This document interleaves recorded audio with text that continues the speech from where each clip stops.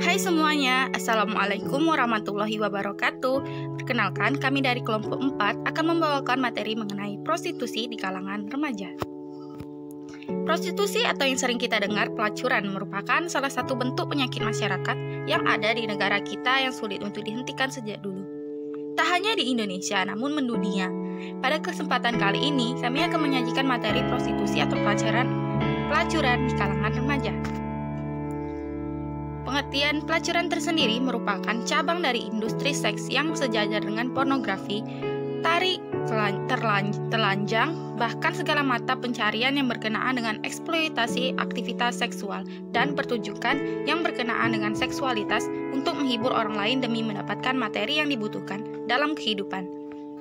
Sedangkan remaja adalah peralihan dari masa anak-anak untuk memasuki masa dewasa, berlangsung antara wanita umur 12 sampai dengan 21 tahun dan pria 13 sampai 22 tahun.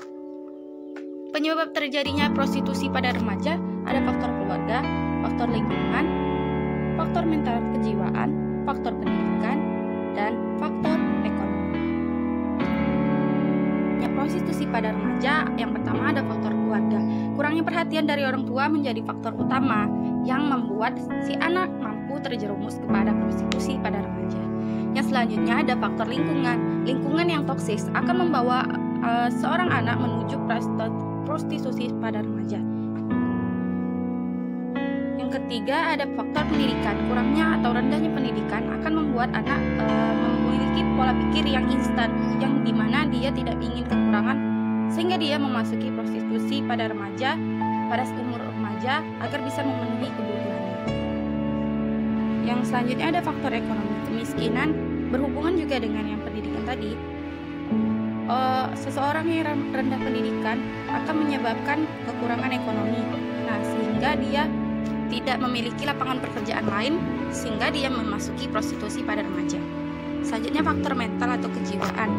Seseorang ini bisa memiliki rasa yang ingin menikmati sesuatu yang belum saatnya dia rasakan, sehingga faktor mental ini juga berpengaruh pada prostitusi pada remaja.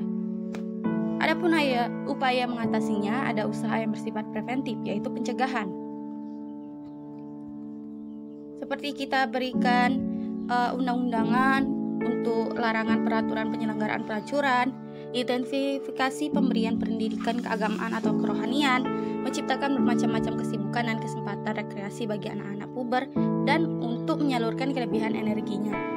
Bisa juga memperluas lapangan kerja bagi wanita yang disesuaikan dengan kodrat dan bakatnya, sehingga mendapatkan upah gaji yang cukup untuk memenuhi kebutuhan hidupnya. Kalau selanjutnya, upaya yang bersifat represif dan kuratif, usaha penekanan dan penyembuhan. Yang bisa kita lakukan melalui lokalisasi yang sering ditafsirkan sebagai legalisi orang yang melakukan pengawasan atau kontrol yang ketat demi menjamin kesehatan dan keamanan para prostitut serta lingkungannya.